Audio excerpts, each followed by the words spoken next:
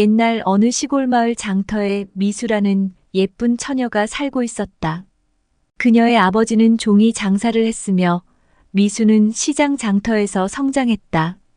하루 종일 장사꾼들 틈에서 생활을 하다 보니 미수의 꿈은 글을 읽는 양반 선비에게 시집 가는 것이었다.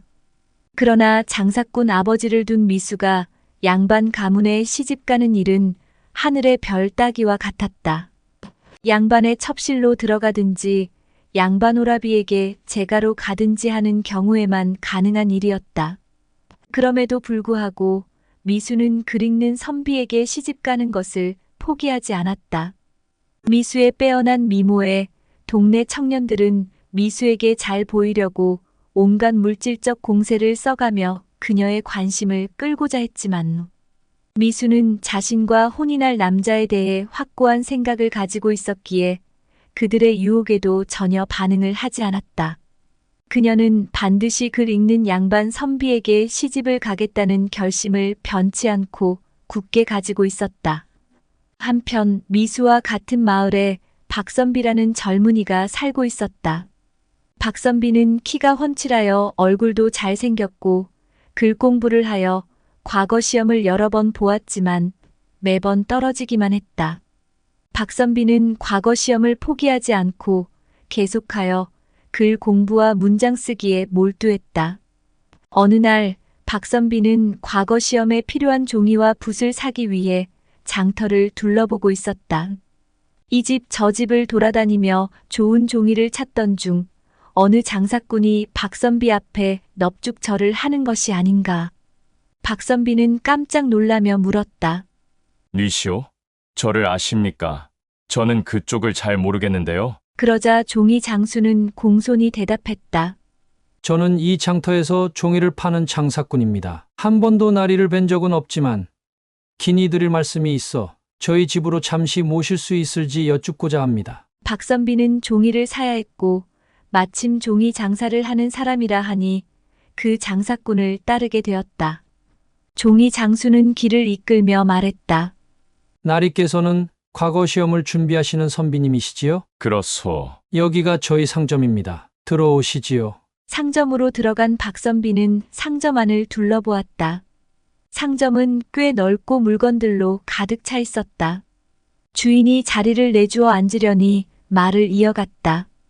이 괴이한 일을 믿으실지 모르겠지만 황당하시더라도 한번 들어보심이 좋을 듯 싶어 이렇게 말씀드리는 것입니다. 소인에게는 17된 딸 하나가 있습니다. 딸아이의 소원이 나리와 같이 글 공부하시는 선비님과 혼인하는 것이지요. 하지만 저희 같은 장사꾼이 어찌 양반님과 혼인을 할 수 있겠습니까?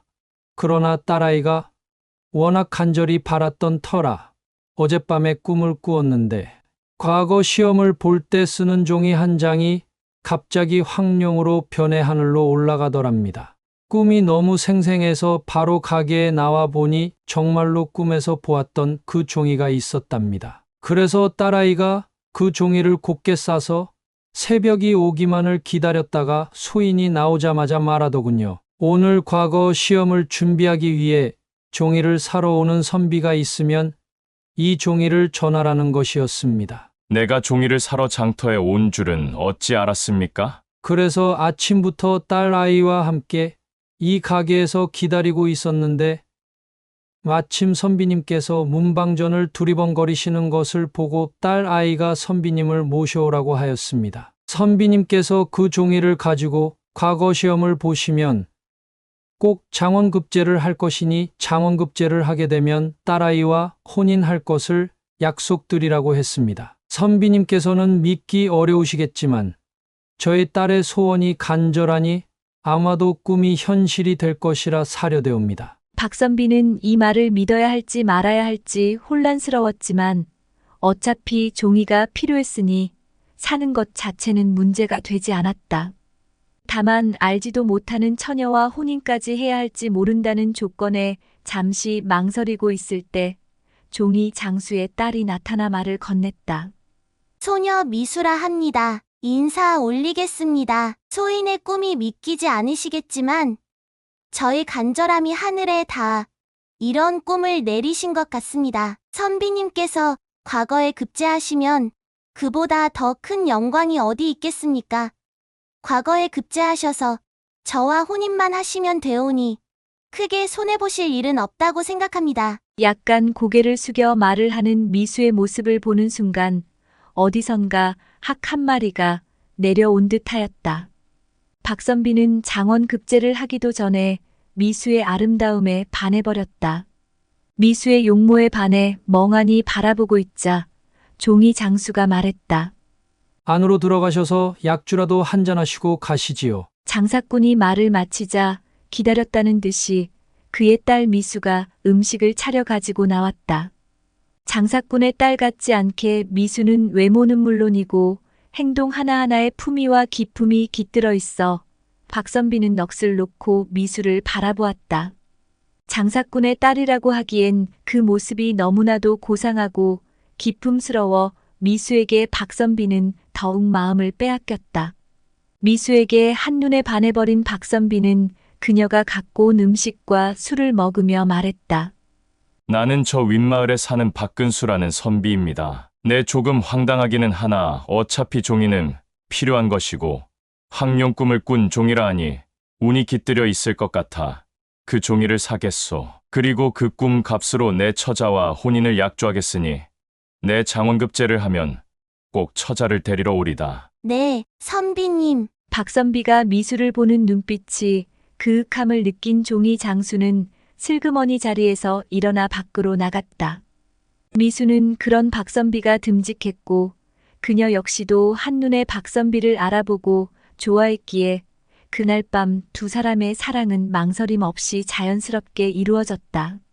그동안 과거 시험에 몰두하다가 여인네 근처에도 가보질 못했던 박선비였고 글 공부에 과거 시험을 보는 선비와 혼인을 꿈꾸던 미수로서는 몇 날 며칠이고 뜨거운 사랑에 빠질 수밖에 없었다.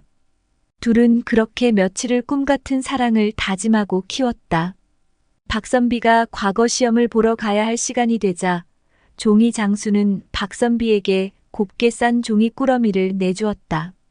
이 종이가 딸아이가 꿈속에서 보았다는 종이입니다. 날이 깨서 이 종이로 과거 시험을 치르신다면 분명히 장원급제를 하실 겁니다. 그러면 곧바로 이곳에 오셔서 제 딸을 꼭 데려가시기 바랍니다. 알겠소이다. 내가 꼭 장원급제를 하여 미수 처자를 반드시 데리러 오겠습니다. 박선비는 굳게 약속을 하고 그 종이를 받아 집으로 돌아갔다. 드디어 과거 시험날이 다가왔고 박선비는 미수가 꾸었다는 꿈속의 종이를 들고 과거 시험을 보러 갔다. 시험장에서 종이를 펼치고 글을 쓰기 위해 붓을 들자 마치 붓이 춤을 추듯 저절로 움직이는 것이 아닌가. 박선비의 생각과는 다르게 붓이 알아서 척척 글을 써주는 것 같았다. 박선비는 기이한 일도 다 있다 생각하며 미수의 꿈이 참으로 용하다고 생각하며 내가 장원급제를 한단 말인가? 꿈인가? 생시인가? 믿기지 않는 일을 경험하며 박선비는 급기야 장원급제를 하는 횡재를 얻었다.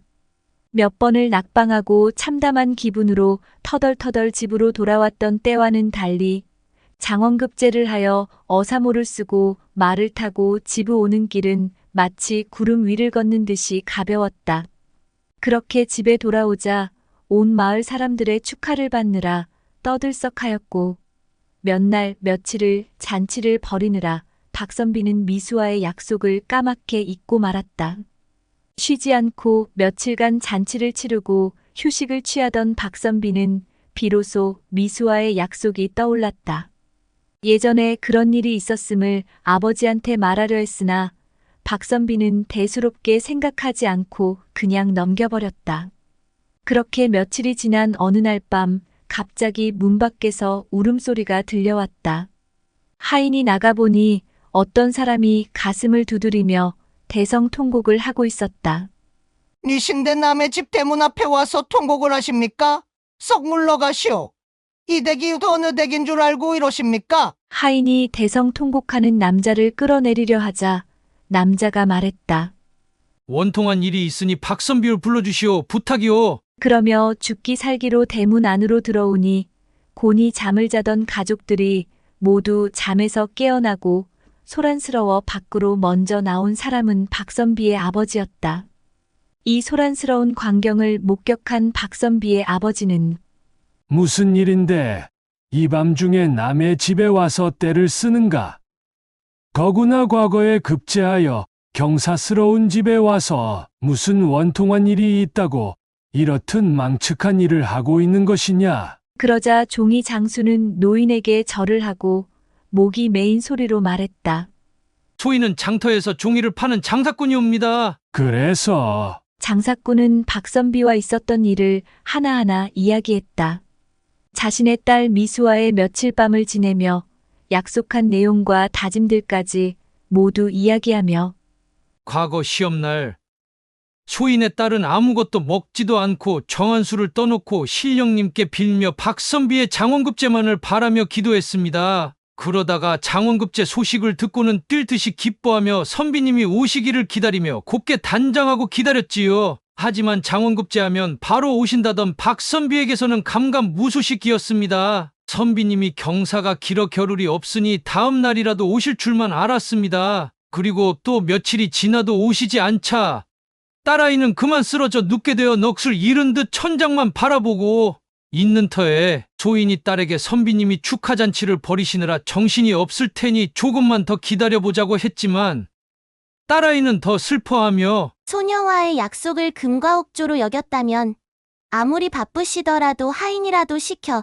장원급제 사실을 알렸을 것입니다. 그러나 저와의 약속을 선비님은 대수롭지 않게 여긴 것이지요. 그러니 이렇게 며칠이 지나도 소식이 없는 것입니다. 물론 제가 먼저 찾아갈 수도 있사오나 그것은 저의 욕심일 뿐입니다. 100년을 함께 살겠다는 것은 서로의 믿음에서 비롯된 것인데 꽃다운 맹세를 지키지 않고 이렇듯 마음을 바꾸었으니 더 기다린들 무슨 소용이 있겠습니까? 그러고는 자기 방에 들어가 하룻밤 기척이 없기에 부랴부랴 방문을 열어보니 이미 자결한 것을 제가 발견하게 되었습니다. 날이 그러니 이 원통하고 분통한 마음을 어디에 하소연하겠습니까? 이 말을 들은 박선비의 아버지는 아무 말도 못하고 멍하니 서 있다가 한참 만에야 박선비를 불렀다.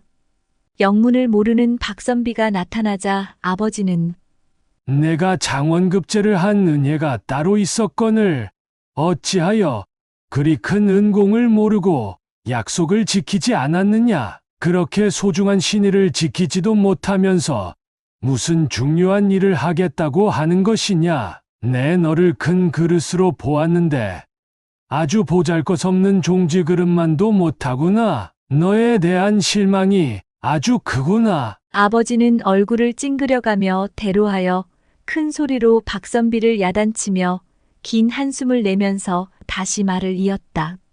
너는 즉시 예를 갖추어 그 여인의 장례를 치러주고 약속을 저버린 죄에 대해 사죄하며 저 세상으로 간 원혼을 위로해 주어야 할 것이다. 그리고 장래에 필요한 여러 가지 물건들을 하인에게 챙기게 하여 박선비와 함께 보냈다. 혈육이라고는 딸 하나밖에 없는 종이 장수는 그렇게 외동딸 미수의 한 맺힌 장례를 치르고 어디론가 훌쩍 떠나버렸다. 한편 박선비는 벼슬을 얻어 궁궐로 출사하여 하루하루를 새로운 환경에 적응하며 지내고 있었다. 잘생긴 외모와 장원급제를 한 덕분에 여러 고관대장 높은 벼슬의 대감집에서 사위로 삼고 싶은 1순위 선비가 되었다. 그러던 중에 명망 높은 김판서 집의 외동딸과 혼인을 하게 되었다. 혼인 날짜를 잡고 혼사 준비를 하느라 김판서 집에서는 분주하게 잔치 준비를 하고 있었다. 그런데 김판서의 집에서는 괴이한 일들이 벌어지고 있었다. 밤이 되면 김판서의 딸 방에서 여인의 울음소리와 함께 흰 종이가 나풀나풀 허공을 날아다니며 피가 뚝뚝 떨어지는 것이 아닌가. 김판서의 딸은 잠결에 이것이 꿈인지 생시인지 분간을 못하다가 달빛에 어스름이 보이는 물체를 보고 꿈이 아님을 알아차리고 소스라치게 놀라 비명을 질렀다. 아가씨의 비명 소리에 하인들이 서둘러 아가씨 방으로 들어갔는데 김판서의 딸은 벌써 혼절에 있었다. 아가씨, 아가씨, 눈을 떠보세요. 무슨 일이세요? 몸종이 아가씨를 흔들어 봤지만 이미 혼절한 상태였고 방 안에는 아무것도 없었다. 이에 놀란 김판서 내외도 황급히 딸 방으로 달려왔다. 사모라, 무슨 일이냐? 아가씨의 비명 소리를 듣고 들어와 보니 아무것도 없었고 아가씨께서 이미 혼절해 있었습니다. 이게 무슨 일이더냐? 여봐라, 집안을 샅샅이 수색해보아라. 혹시 괴한이라도 들어왔는지 찾아보거라. 하인들이 횃불을 밝혀 집안 곳곳을 살펴보았으나 아무런 수상한 기미도 찾을 수 없었다. 이윽고 혼절한 딸이 정신을 차리고 방 안에서 일어난 일을 이야기했다.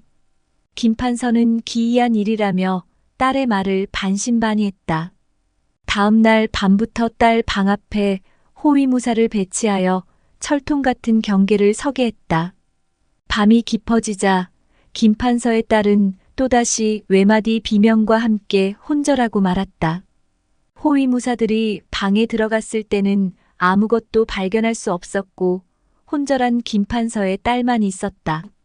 이 일로 김판서의 딸은 시름시름 앓게 되었고 의원을 불러 진맥을 하여도 허약하다는 말뿐 아무런 병명을 찾지 못했다.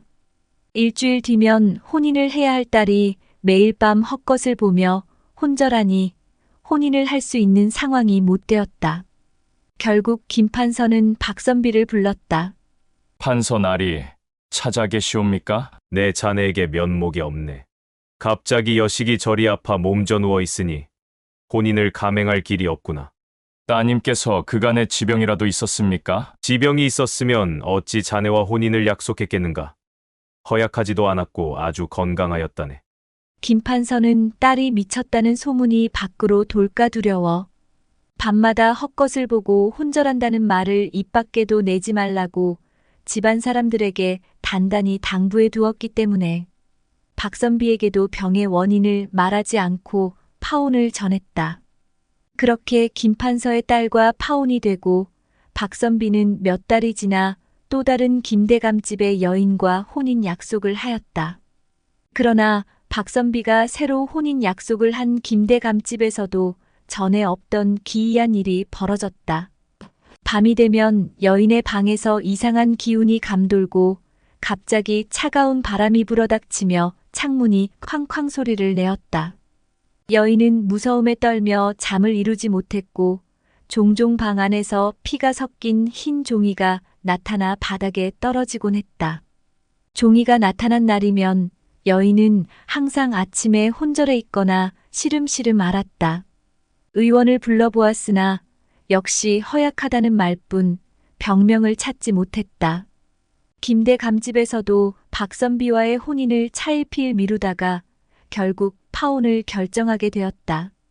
박선비, 미안하오. 우리 여식이 갑자기 병이 들어 혼인을 할 수 없게 되었소. 지병은 아니고 본래 건강하였으나 요즘 들어 이상한 일들이 벌어지니 어쩔 수 없이 파혼을 요청하게 되었소. 박선비는 별로 대수롭지 않게 생각하였다.